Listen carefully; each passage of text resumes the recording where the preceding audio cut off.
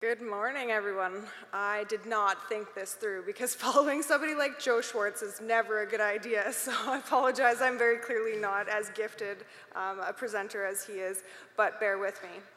I'm going to talk about our hail project. So as mentioned, we were looking at peas, beans, and wheat, and the peas and wheat were also conducted at two other locations, Sarda in Flair and Inatek in Vegreville.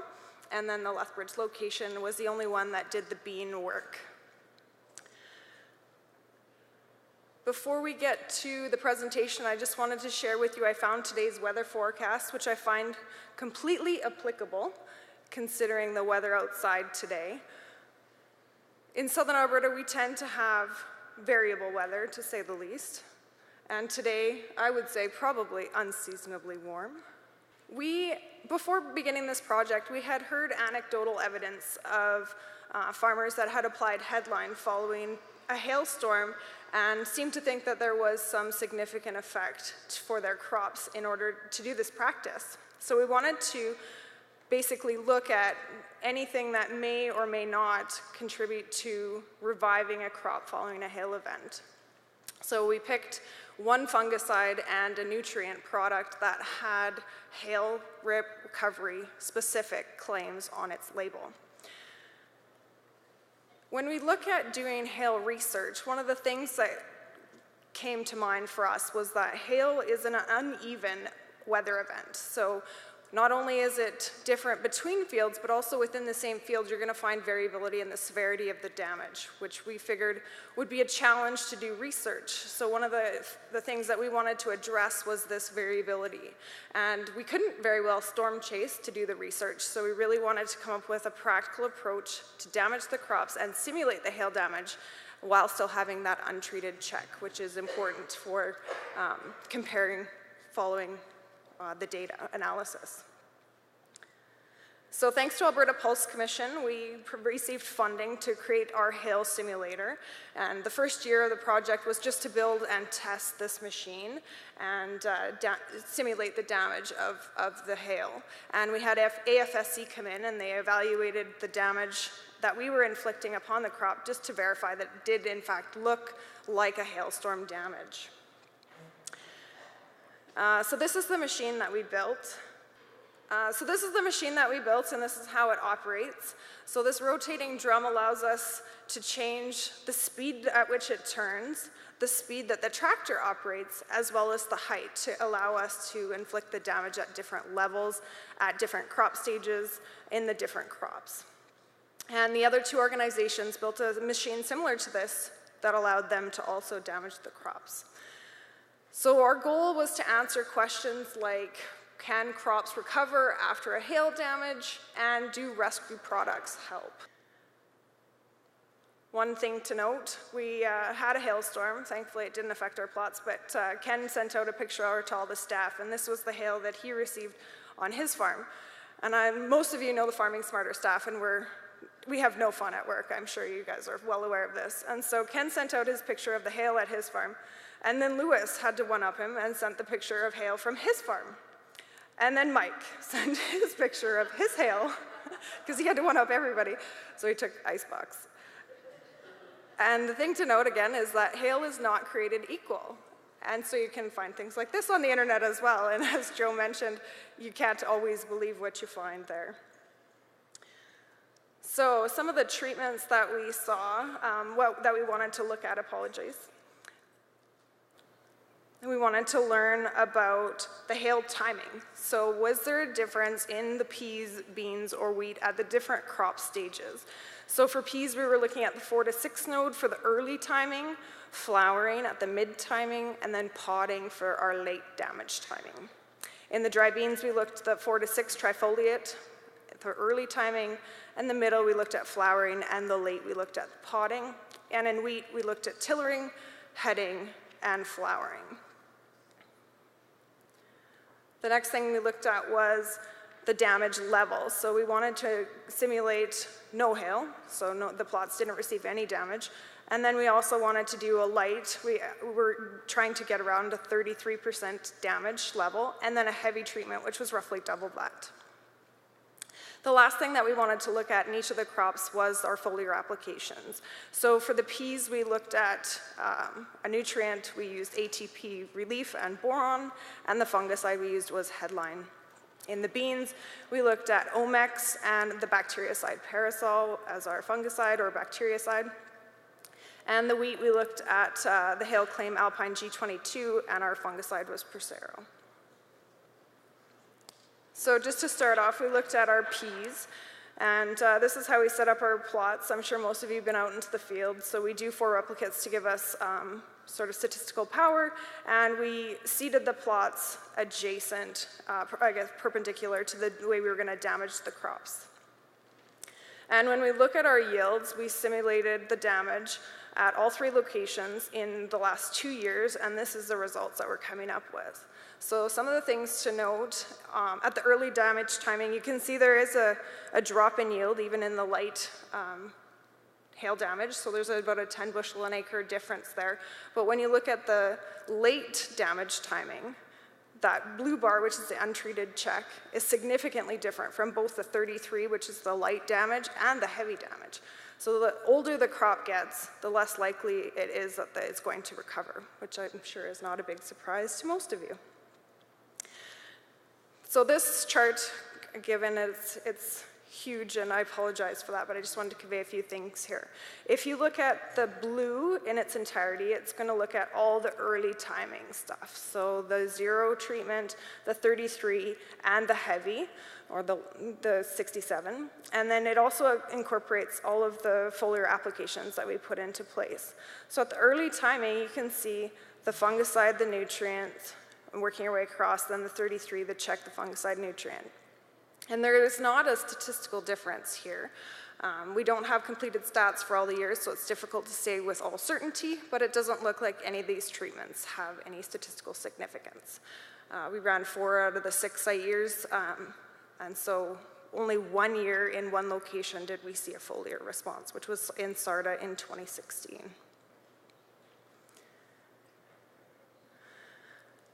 When we look at this one here, we're looking at the Farming Smarter specific stats. So we're just looking at 2 years of data, keep that in mind.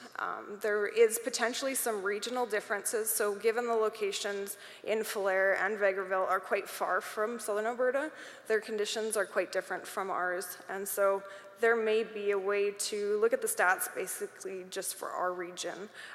So when we look at the early treatment here, the 0%, the blue bar, has no statistical difference from what we can see with the fungicide, but there is a potential response of the nutrient at the early timing, which is, I think, surprising, and I don't think we have any good explanation for that at this point.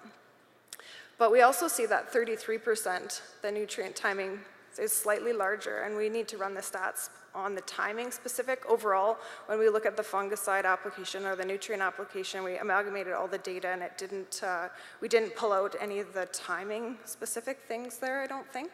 So that's worth looking at. And the trends definitely are interesting when you look at the mid-timing as well. The 0% treatment also increases as you move over there. So there is a potential response. As I mentioned, the beans were only conducted in Lethbridge, so at the Farming Smarter site, we only have 2 years of data. They were under our pivot, so they were irrigated beans. And these are the results for the Resolute variety. We had seeded the beans side by side, so we used Resolute and Island, and then again damaged the plots perpendicular to the way we seeded them. So this is the average yields for 2016 and 2017. The trend seems fairly similar, as there is a steep decline in the yield with the late damage timing. The mid seems to be less affected than the other crops, and same at the early timing.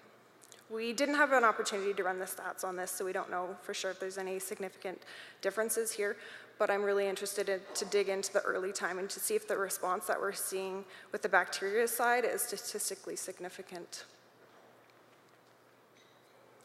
One of the things to note is that the check, the 0% hail, doesn't show the same response to the bacteria side as our hail treatment. So if we had seen a similar response to the check treatment with no hail, then we would just assume that it was a crop response. But because we don't see the same response to the zero treatment, it could potentially be a treatment effect. And this is the response that we received for the island variety, so it's the overall yields. One thing to note is that the Resolute yielded quite a bit higher overall than the island in all cases. And the slide again shows the average, and as you move further into the late damage timing, you see a bigger response in the loss of the yield once the damage was inflicted. And that's just a response, I think, that they have less time later in the grow season to recover. And once again, we do see that bacteria side, which may have an effect at the early timing. So moving right along, we're going to talk about the hail wheat project. So with this picture, you can see when we were damaging the crops, we wanted to get a light versus heavy.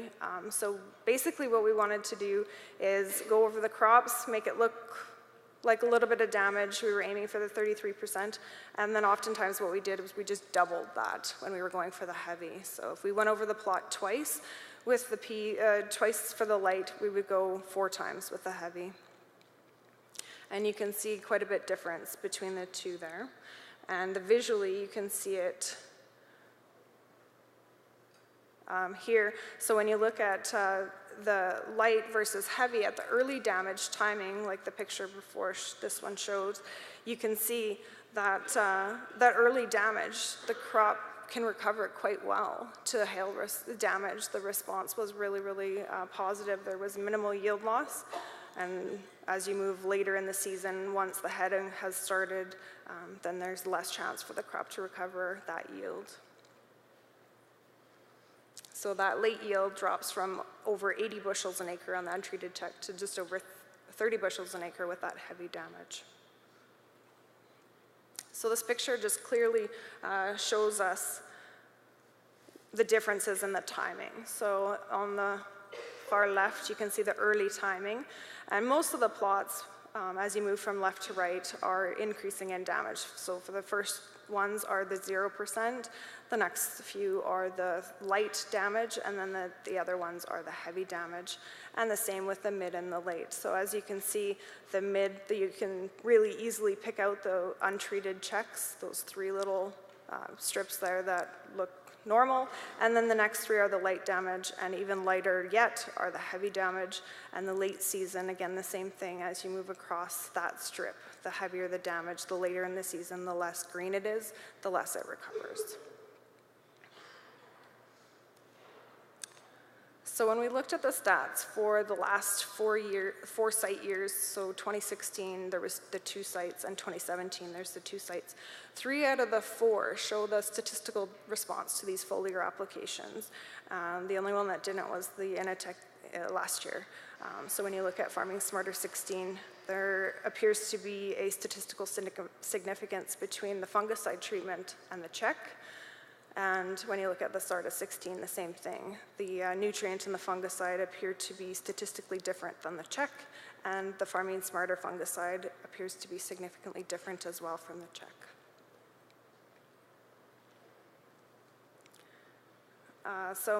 The next, I guess, thing to wrap up is a summary.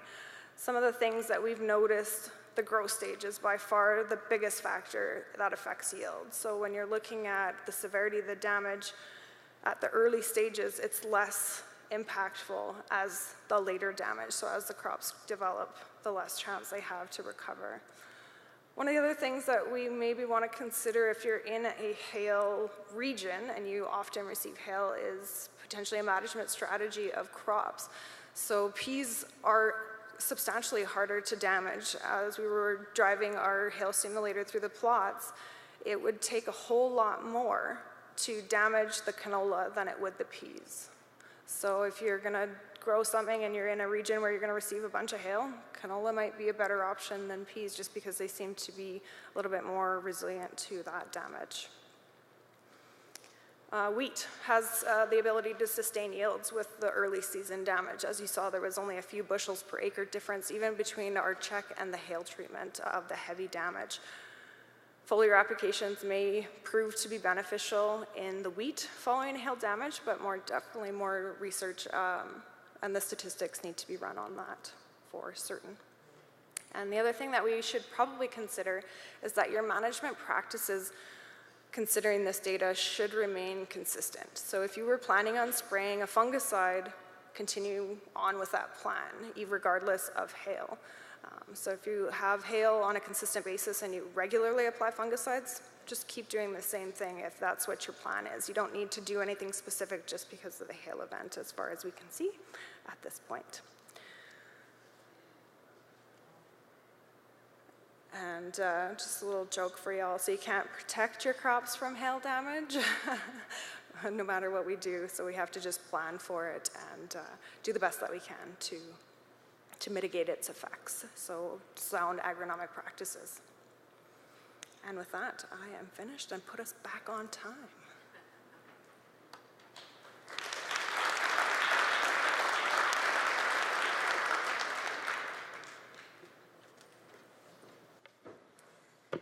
Yes, but that depends on questions. Thanks a lot, Jamie. Very interesting research, quite a machine. To think that we have a machine that can simulate hail, that's something. Are there any questions? Anyone asking about the research? Anyone who's had anecdotal evidence about hail and foliar applications on their own crops out there? What's next, Jamie? Is this project ongoing? Will you be carrying it on another year, or what stage are we at with the project? Yeah, my apologies. Sorry, this is the second year of a 3-year trial, so we do have one more year for all of the different locations and the crops. And so, what would be on your wish list to study next if you could carry it on? I think depending on the results. So if we start to see any statistical significance in the wheat potentially or the beans, then that would definitely warrant further research, and we'd definitely be interested in doing more of that type of work. All right, anybody else? Of course, hail never happens down here in southern Alberta, only in our Red Deer area, right? Oh. Yeah, all right. Well, with that, let's put our hands together one more time and thank Jamie Puchinger.